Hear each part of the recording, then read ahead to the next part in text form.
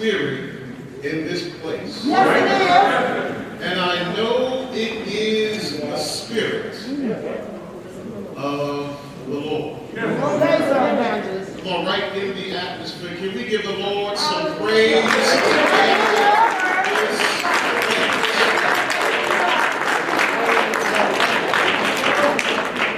It's moments like this that's worth everything.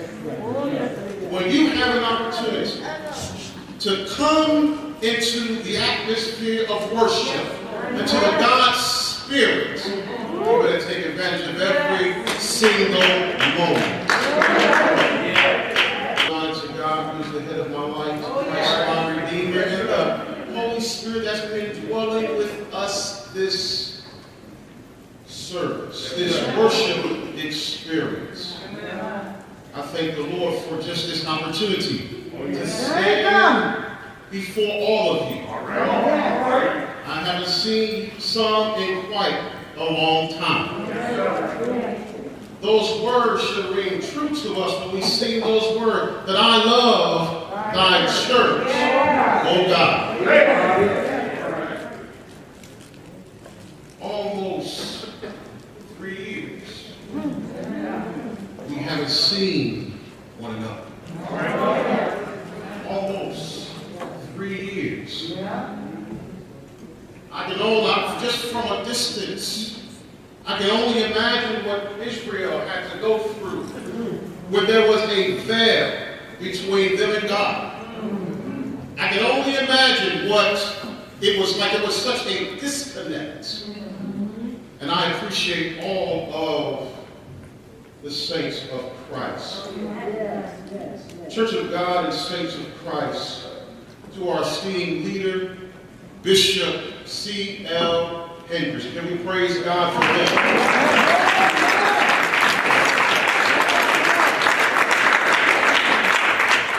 To the Chancellor of the Church, Bishop Frank G. Hendricks.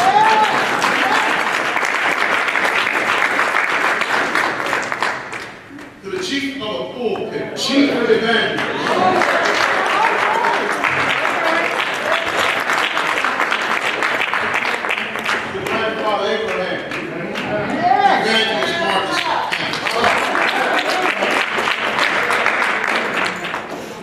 To all of the evangelists, male and female elders, male and female, to the grandmother Sarah, to the daughters of Jerusalem, sisters of mercy, and sons of God's prophet, to friends and family, to those that are watching us live on Facebook and YouTube.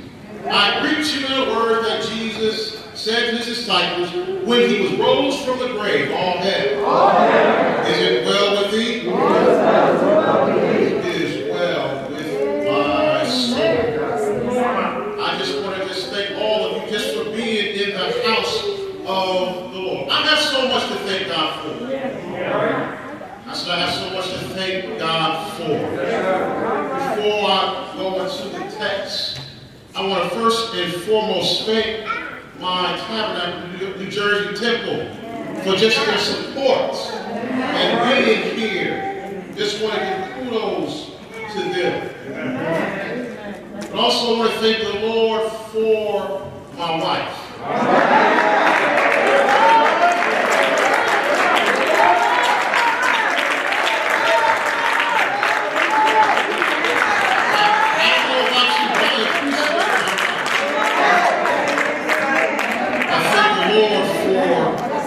Children. I thank the Lord for my family. I thank the Lord for my parents. I thank the Lord for my grandmother. I thank the Lord for us all. I don't know why I'm up here today. We had two preachers, our chaplain and evangelist, Hendricks. And as I was sitting there,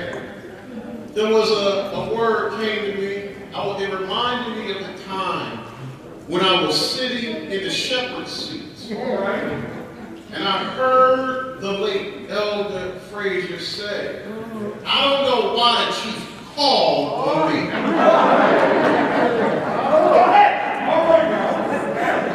But the Spirit of the Lord is so true. I said the Spirit of the Lord is true. Let's get down to business.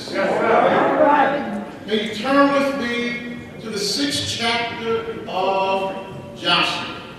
The 6th chapter of Joshua.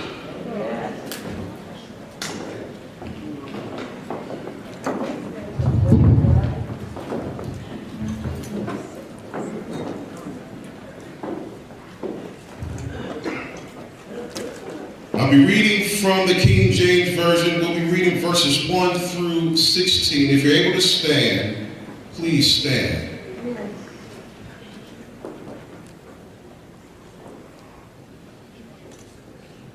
Joshua, the 6th chapter. I'll begin to read from verse 1. Now Jericho was straitly shut up because of the children of Israel. None went out, and none came in. And the Lord said unto Joshua, See, I have given into thy hand Jericho, and the kings thereof, and the mighty men of valor. And ye shall compass the city, all ye men of war, and go round about the city once. Thus shalt thou do 6 days. And 7 priests shall bear before the ark 7 trumpets of ram's horns. And the 7th day ye shall compass the city 7 times. And the priest shall blow with the trumpet.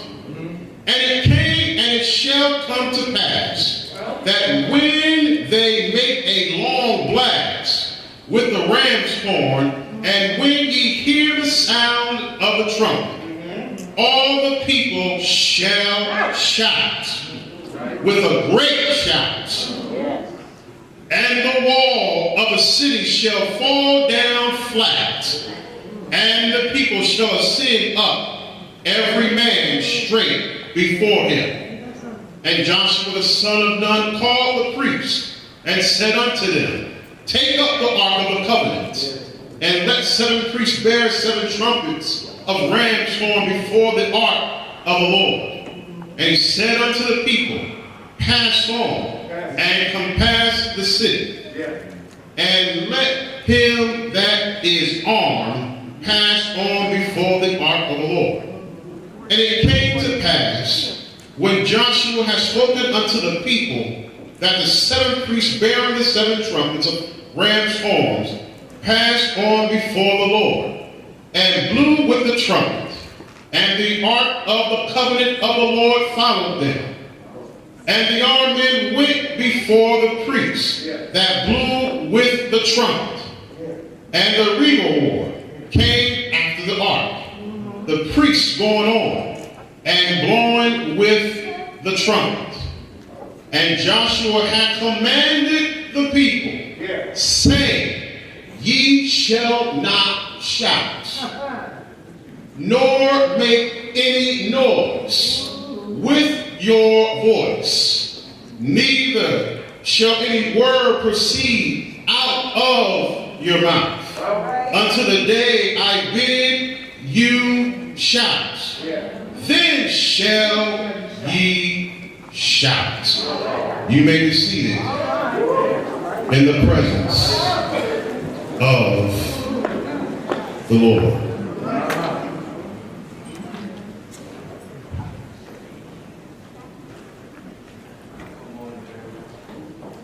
Verse 16, and it came to pass at the 7th time, when the priests blew with the trumpet, Joshua said unto the people, Shout, for the Lord hath given you the city. Father, touch me now. speak through me. Use my mind, use my spirit. Have your way in this place. In Jesus' name, amen. I want to use as a subject or theme this afternoon chaplain. Too much me and not enough of him. Too much me and not enough of him.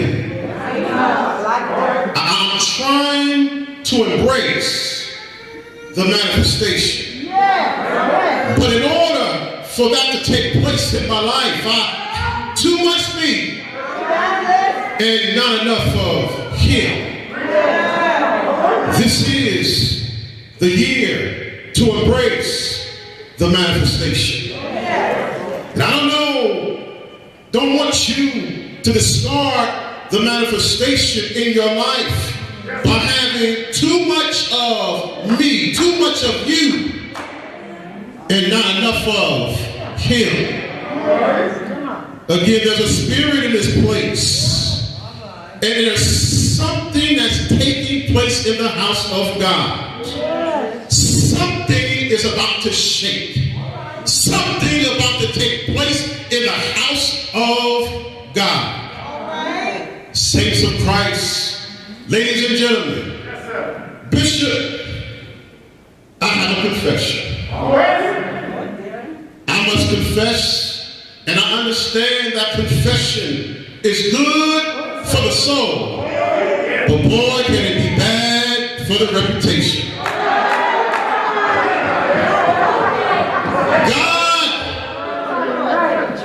God was genuinely dealing with me as I was preparing this message that God gave me for this 2022 Feast of the Lord's Passover and Days of Unleavened Bread.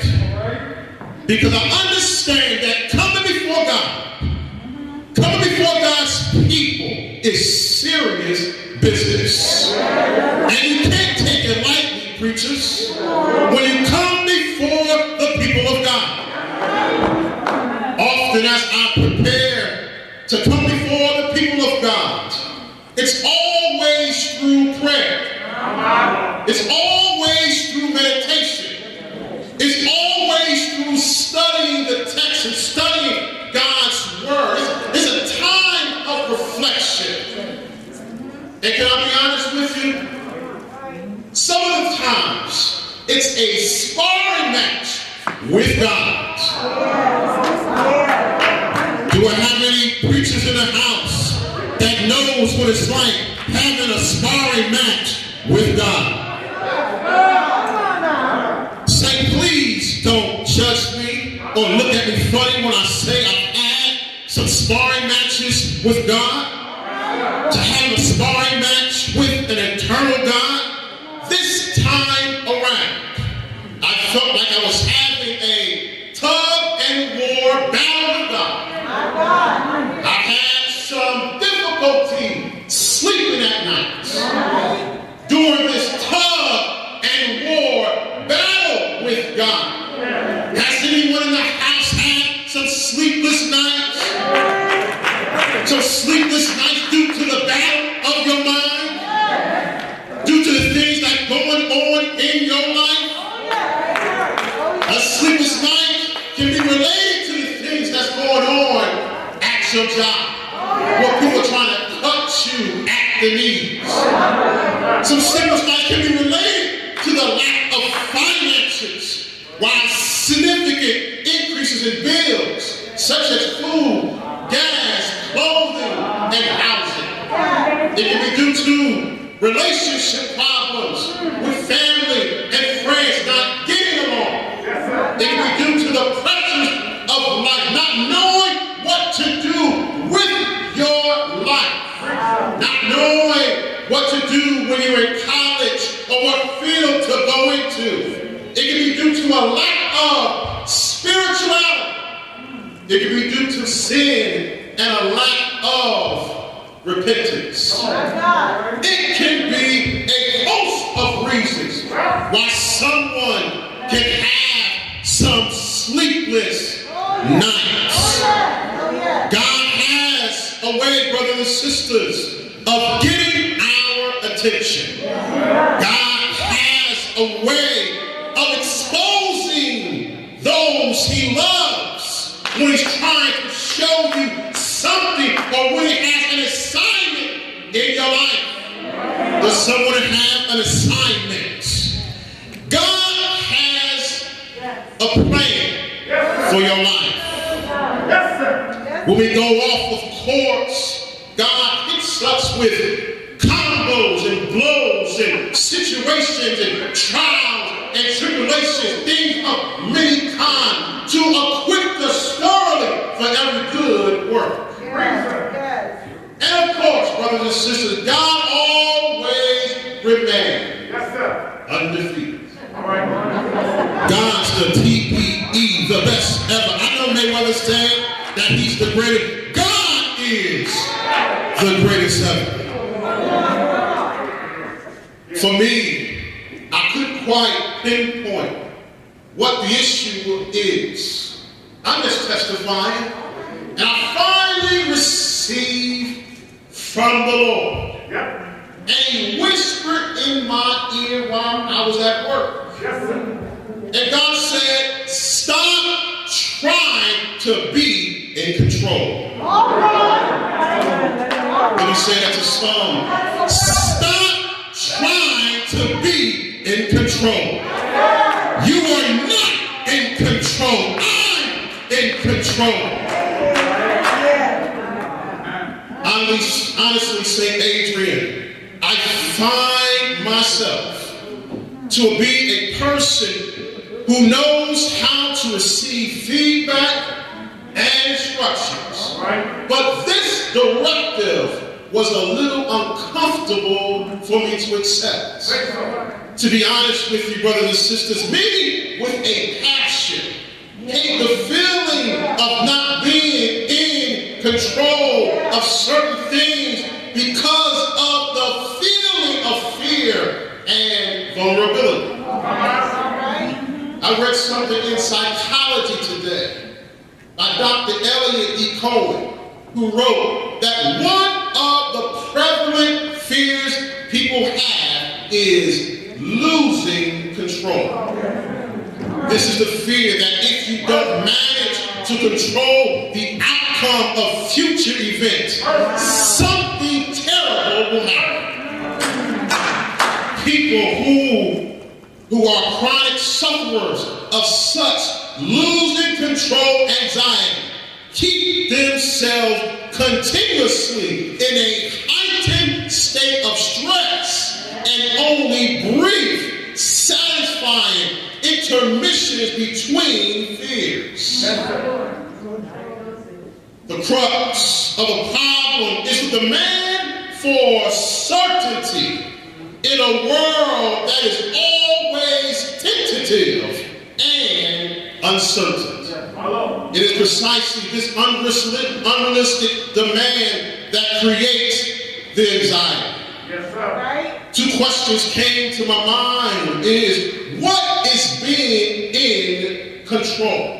And what is being out of control? Having control, brothers and sisters, over something or in a situation means manipulating it or steering it to as you wish. Having no control means that we are not in a position to change a problem. We cannot manipulate something to follow a specific route or path. Many like a God, they can control. I said many like a God that they can fit in their own box. The box of their righteousness. The box of their intelligence. But what do you do with a God who does miracles?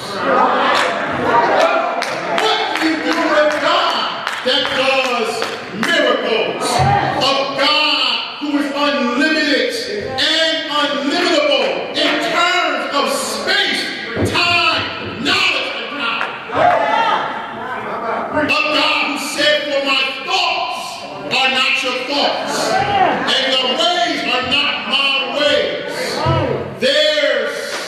a lot of leaning to one's understanding and not a lot in trusting Yahweh. Too much of me and not enough of I am. In our text today, the great I am gives Joshua and the Israelites the wisdom and strategy to move through a difficult opponent by the name of Jericho. Jericho was an opponent that was keeping Israel from enjoying the land that was promised to Abraham. A land that was flowing with milk and honey. A land of great possibility. It was the first great stronghold of the enemy that was intended to keep God's people from obtaining the promises of God. Does anyone know about strongholds? Fear is a stronghold. Confusion is a stronghold. Anger is a stronghold. Despair is a stronghold. A stronghold is a lie that Satan has established in our thinking that we count as true, but it's actually a false belief. When we embrace these lies, they affect our attitude, our emotion, and our behavior. God wants all of his children to walk in victory and freedom in life. The enemy likes to throw in our face, saints, facts about our situation. Oh, that's what the enemy does. Here are the facts about Jericho. Jericho was surrounded by two massive stone walls. The inner wall and the outer wall. The outer wall of Jericho was approximately 6 feet thick and about 20 feet high. The inner wall of Jericho was about 12 feet thick and 30 feet high. Between the walls of Jericho was a heavily guarded walkway about 15 feet wide. The two walls surrounded the entire city, and guards were posted to keep watch. Jericho also sat on a very steep hill. Saints, as far as mere men was concerned, the walls were indestructible. Its walls were built to withstand anything an enemy could throw against them. Doesn't that sound familiar, saints? The devil will throw in your face the facts about what's going on in your life, facts about your current situation, facts about your family issues, facts about the lack of finances and opportunity, facts about your health. You better be careful listening to the enemy. Because I understand that the enemy comes to steal, kill, and destroy. Again, I want to remind you that Jericho was greatly shut up because of the children of Israel. None went out and none came in. The enemy wouldn't let them in. The enemy stood between them and the promises of God. I don't want you to miss this, saints. There was no way in and no way out. Have you ever felt that way before? Ever been caught between a rock and a hard place? I want to tell somebody, you didn't come this far to turn back now. When everything is out of control, remember, God is in control. Can you touch your neighbor next to you and say, God is in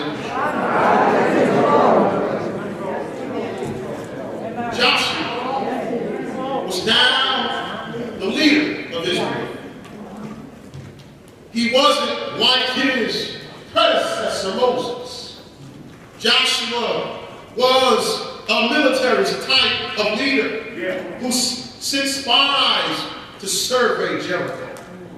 And saints, I told you that Jericho sat on a very steep hill. And because of those solid walls and steep hill, the only way an enemy could come against that type of structure was to starve the people out, which would have taken months. But can you touch your neighbor next to you and tell him God has other plans? Too much of me and not enough of him. Joshua didn't listen to his plans. He listened to God's plans. There are many things we can learn from Joshua, but I just want to highlight a few things and I'll take my seat. The first thing I want to highlight about Joshua is that Joshua saw the victory of Jericho through the eyes of faith. Joshua 6:2 said, and the Lord said unto Joshua, see. Can somebody yell, see? See. I have given into thy hand Jericho, and the king thereof, and the mighty men of valor. Someone shout, see. See. My grandmother, the special daughter St. Louise Howard, often says, I may not see with my physical eye, but I see with my spiritual eye. I want somebody to know today that says that we don't operate by facts. We operate by faith. But without faith, it's impossible to please him. For he that comes to God must believe that he is, and that he's a reward of them that diligently seek. Are you seeking him in the midst of the storm? Are you seeking him when all hell is breaking loose in your life? Or are you seeking alternatives such as people, places, and things? The Lord said to Joshua, see. Touch your neighbor next to you and say, you gotta see. I know what it looks like, but you gotta see. I know there's a wall in front of you, but you gotta see. It's difficult to see when it's too much you and not enough of him. When you allow God to have his way, you will be able to see past the walls of your current situation. The eye of faith sees the victory before it comes to fruition. Can I tell you the truth? Can I tell the saints the truth? There wasn't anything Israel could have done to win the victory without God. Their only option was to turn back because they saw Jericho as being too difficult to conquer. They could have starved the people out, which would have taken a long period of time. They could have recklessly attempted to fight Jericho on their own. It had many people hurt, wounded, or dead. How many of us have excluded God from the plan? Do I have a witness in here? I said, how many of us have excluded God from the plan?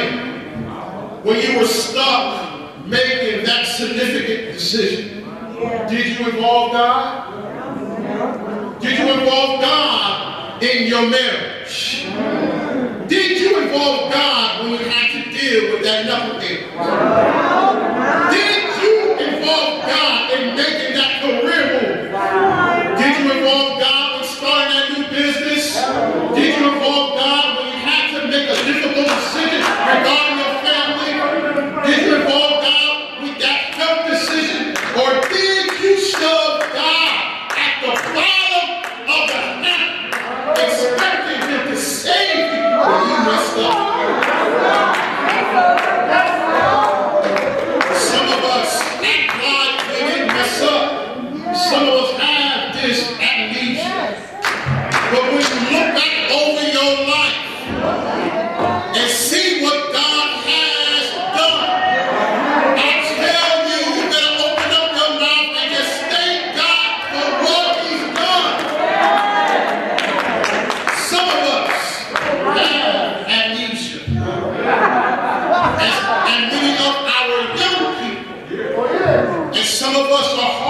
on our young people, acting like we as older folks never went through anything. Do I have to witness to here?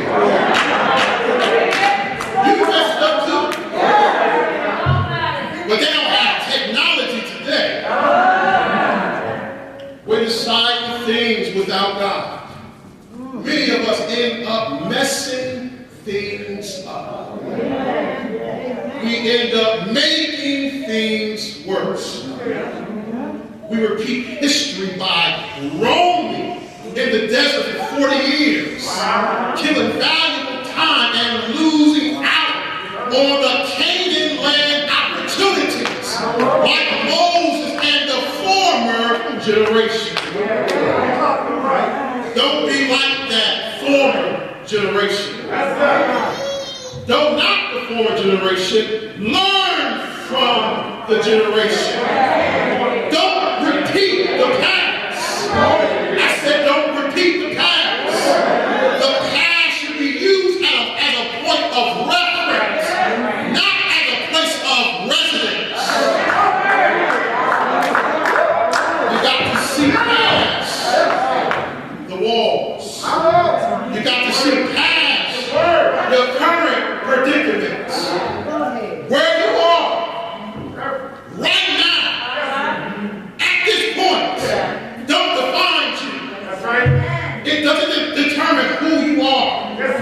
You've got to have a vision for your life. You have to have a vision for your family. You've got to have a vision for your church. If you don't have a vision, you will end up dying in the desert.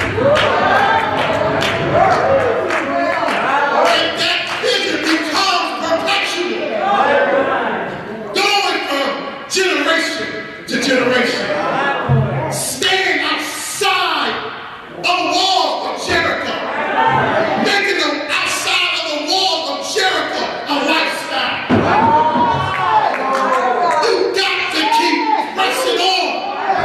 You got to speak to those mountains. You got to keep moving past the Jericho. You can pass through all those things. But I'm telling you right now, to take to Christ, you have to look at things, the Jerichos that you're going through the eyes of faith. The second thing I want to highlight about Joshua is that Joshua saw the victory of Jericho through the power of obedience. And you can be a favor, touch your neighbor next to you and say, there's power in obedience. See, the Israelites are to do the following. The armed men are to circle Jericho once for 6 days. Come on. 7 priests are to carry ram's horn trumpets in front of the Ark of the Covenant. On the 7th day, march around the city 7 times with the priest blowing the ram's horn trumpet. They shouted. I wonder what was going on in the mind of the Israelites when Joshua, Evangelist J, gave the command, and what was going on in the minds of Jericho. You can tell me go ahead and march around this place. What kind of strategy is that? What kind of strategy? Because some of us want to just rush through some things. Some of us want to react like Will Smith. Not holding our peace like Chris Rock. Some of us want to be out there doing all kinds of things because we feel as though Some of us want to just go after everybody.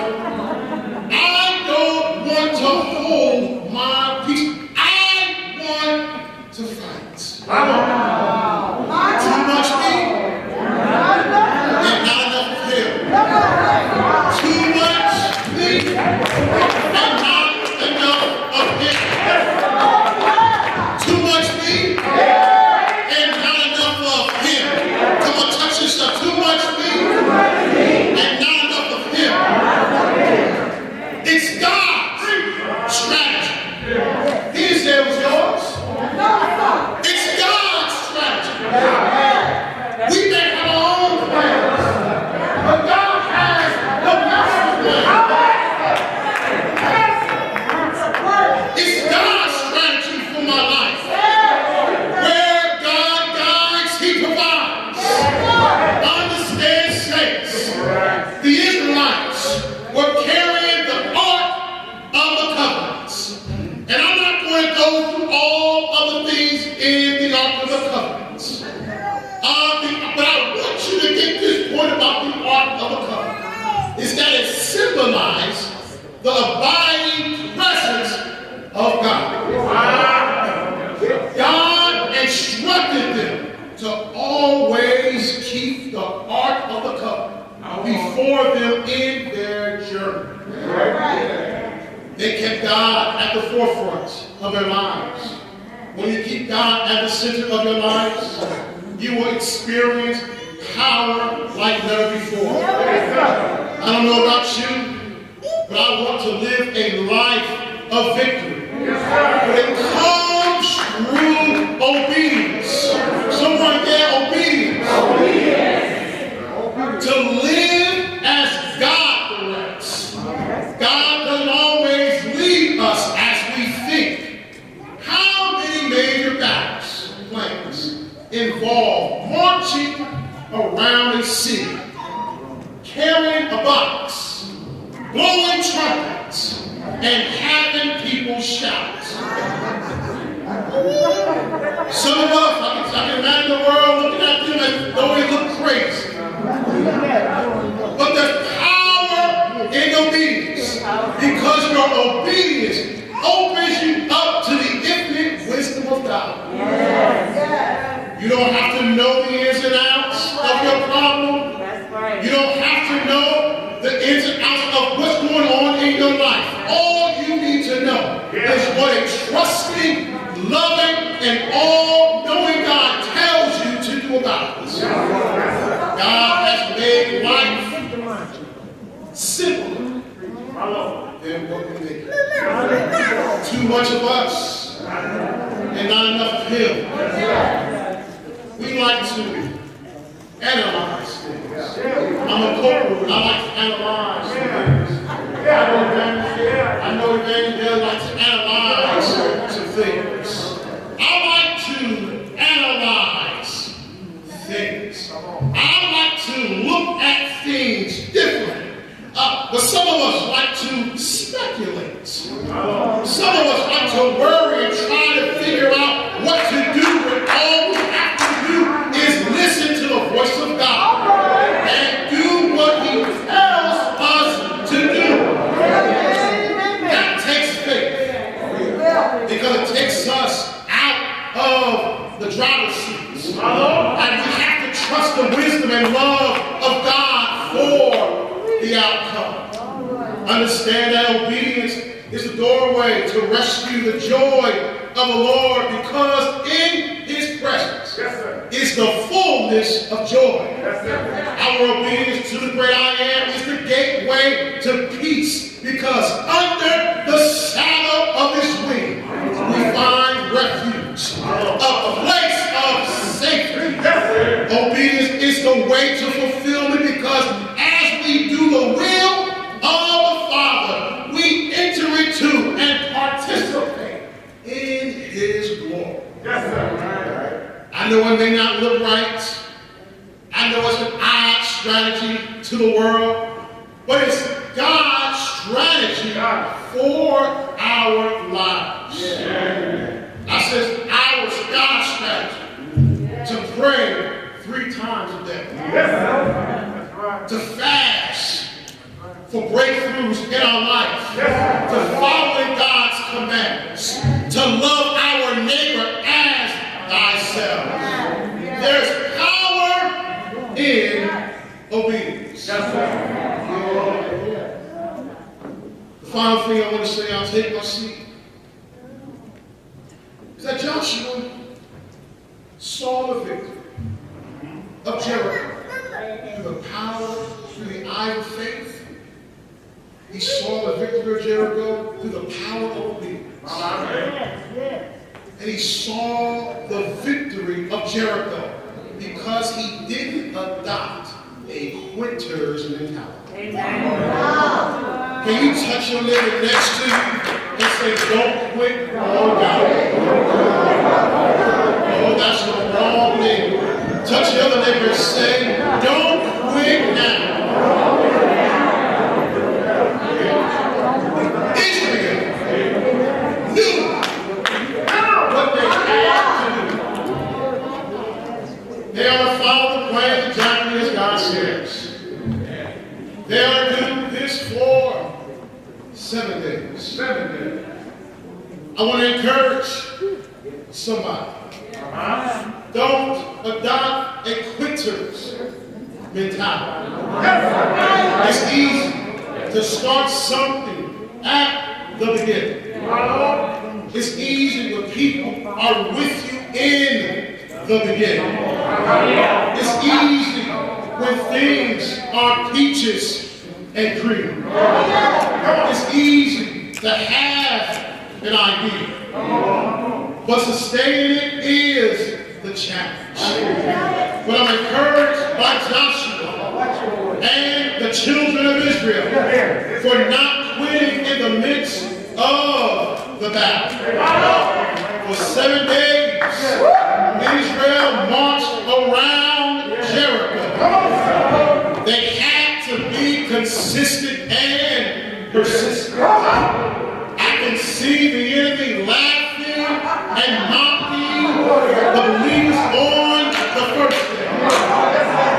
I can see financial woes thrown at the believers on the second day. I can see arguments and disagreement in marriages on the third day. I can see sickness and lies and doctors on the fourth day. I can see people dying on the 5th day. I can see people walking away from the faith on the 6th day. But I want to tell somebody, don't give up. Don't give up. The enemy wants you to give up and throw in the towel. But don't give up now. Can you touch your neighbor next to you and say, get to the 7th day? I say, get to the 7th day. Understand that the 7th day represents completion. We want to complete some things. You better finish what you started. You better finish that high school diploma. You better finish that college degree. You better finish that program. You better work that business. I don't care what's in your way. I don't care if you have to crawl. Get to the 7th day. I don't care what the enemy throws at you. Get to the 7th day. Don't let the enemy steal your joy, steal your happiness, steal your shout. We are troubled on every side, yet not distressed. We are perplexed, but not